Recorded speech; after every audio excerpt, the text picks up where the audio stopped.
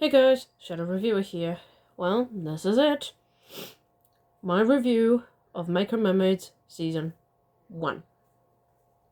Now for the big question.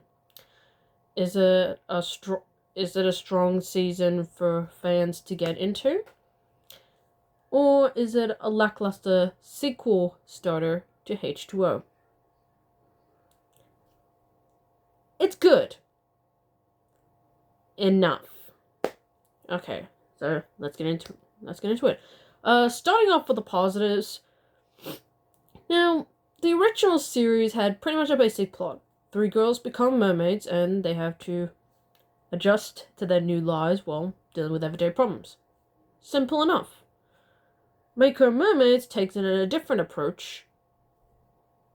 Since the H2O girls were born human but became mermaids, why not take it in the opposite direction? And not just take it in the opposite direction, branch out the idea.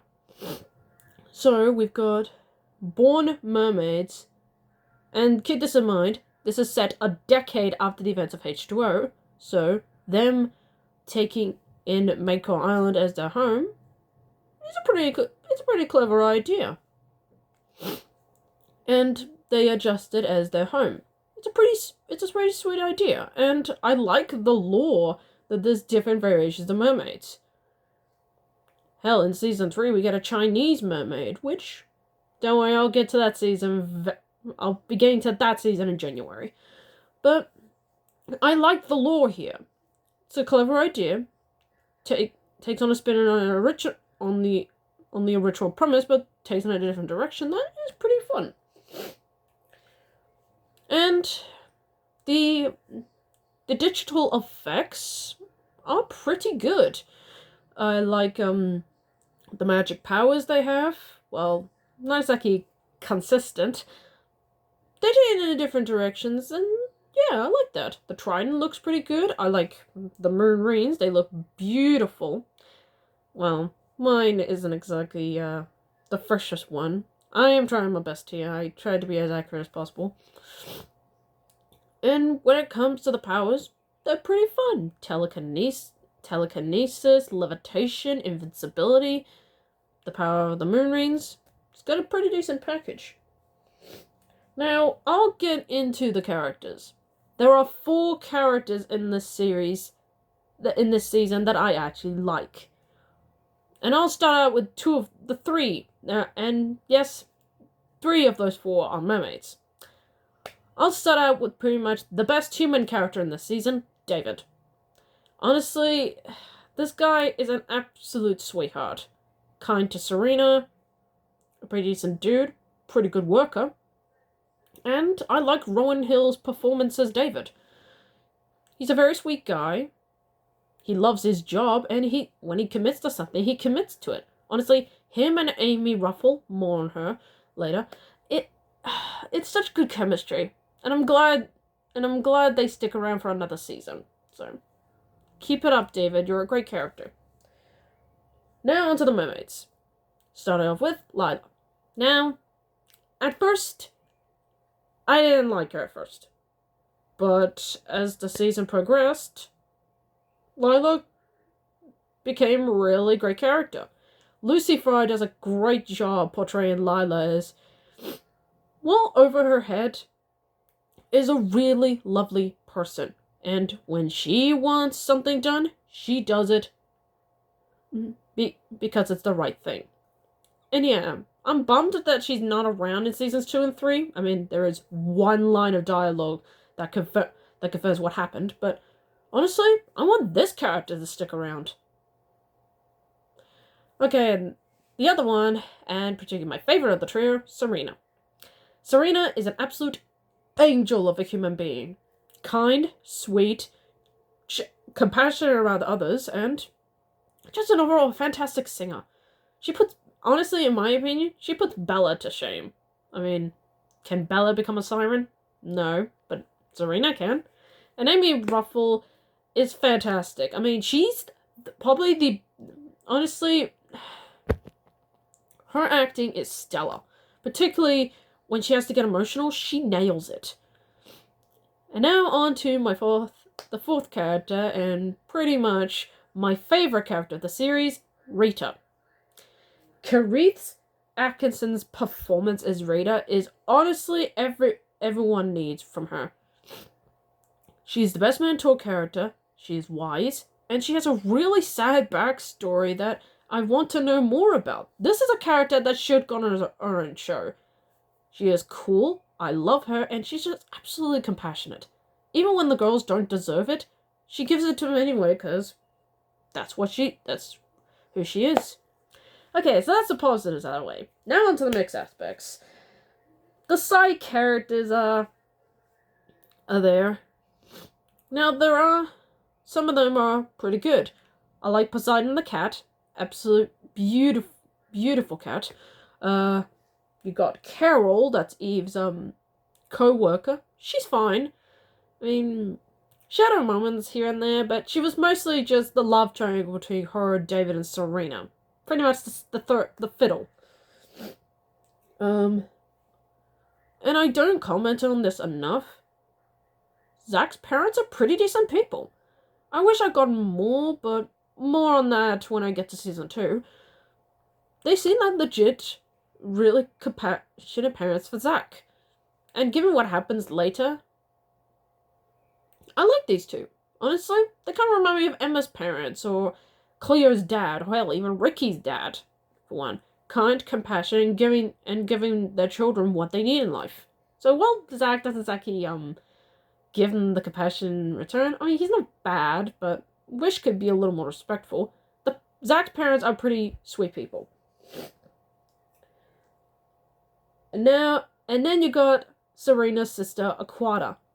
I've forgotten the actor's name, but she's an absolute sweetheart to Serena. I could see where Serena gets her compassion and kindness from. Aquata is such a good older sister to Serena, giving her the guidance and the support that she needs. Even though she only appears for a couple of episodes in this season, she makes the most of it by being, honestly, a sweet person that anyone needs. But there is one character I don't like that thankfully appears in one episode, but it is annoying, Joe. And yes, he comes back. Yay. I really don't like him. He's a real ass to David. Honestly, dude, just cut him out of your life. Okay, now let's get on to the two main characters that feel like they get underutilized or just thrown around. First off, the main focus of the girls is Target, Zach. His character is fine. I mean, he's not a bad male protagonist, but I wish there was more development of making him interesting. But I do like Chai Ramian's performance. When he has to act, he's pretty good. But when it comes to his character, he's either bland or just not developed enough. But again, his acting is pretty good. Now the one that sadly gets butchered, sadly, is Evie. But Gemma Forsythe's performance is stellar. When she has to act, she's freaking great. When she has to be funny, she's hilarious. Everything else about her character, I'm not saying it's bad, but she's an absolute punching bag, and it's not funny. Getting kicked out of her door? That is not funny. Being left out in the dark by Zach, who, dude, you had multiple chances to tell her. Like, you could have just told her and this whole problem would have been fixed. Oh, and Cam leaving her out to die? Wow. More on you later. But man, does Evie get the worst aspect of her character in this season. Thankfully, her character gets much better development in seasons 2 and especially 3. But man, season 1, she's a human punching bag. How do I compare this? She's like the McGriffin in this series, in this season particularly. Punished for no reason, the butt of many jokes, and just, she doesn't deserve it. Man. Alright, now to my final mixed aspect, the story. Now, it had a good premise starting with. Lila, Serena, and Nixie get kicked out of the pod because they didn't exactly guard the moon pool very well, and Zack got in and turned it to a merman, so they get casted out. And what do? Try and fix the problem so the pod can take them back. Good premise. It had some possibilities. It did at first. Then we shout into a different plotline involving a trident.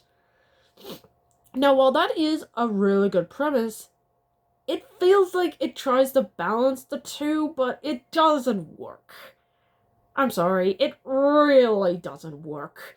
I mean, it's not a bad story per se, but maybe if they introduced the trident thing just a little earlier, it could have mixed the two of them really well.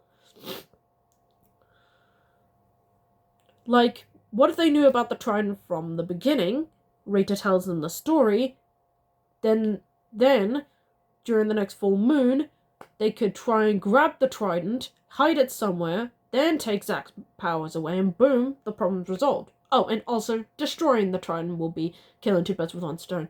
But yeah, it tries to balance the story multiple bit, but it really doesn't work for me. Again, it's not bad, it's just too muddled. Now on to the negatives. There are two characters in this season. My god. And no surprise, because I haven't mentioned her yet, Nixie. Well, Nixie suffers the problem I had with Lila. In reverse. Okay, so here's the sitch. I didn't like Lila at the start, but as the season progressed, she became very likable very fast. Nixie is the opposite. She was likable at first, but got insufferable later on. And Jesus Christ, she is insufferable to be around. Constantly complaining, berating people when it's not necessary, and Jesus, the season finale, she's at her worst. Backstab here to her friends, treating Zack like crap, even though, hello, he admits that he screwed up and actually wants to change, and teaming up with the obvious villain. Are you dumb? So yeah, this is a terrible character. And thank God she doesn't come back for the rest of the series, because this is a character I do not want to see return. And I know I'm going to regret saying that later, but you see my point. While Ivy Latimer has a few okay moments in the season, and I'm not gonna berate her for her acting. She was fine with what she was given, but Nixie is insufferable to be around. Oh, and speaking of insufferable, here we go, possibly the worst character, Cam. And I'll get this out of the way, Dominic Deutscher's performance, and I hope I pronounced his name correctly. Man, that surname is hard to pronounce. I will give him this. There are times the writing actually makes him good. Small bits. But what they do with his character is probably the most insulting, insufferable, and annoying. Making Cam the villain. What the actual...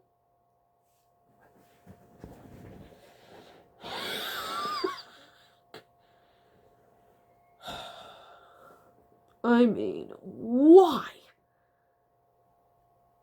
Pretty much, he becomes the villain, and he's so whiny.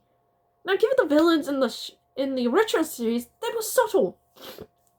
I mean, Dr. Deadman was subtle. She exploited the girl's mermaid abilities for wealth, scientific theory, and power. That's a good motivation.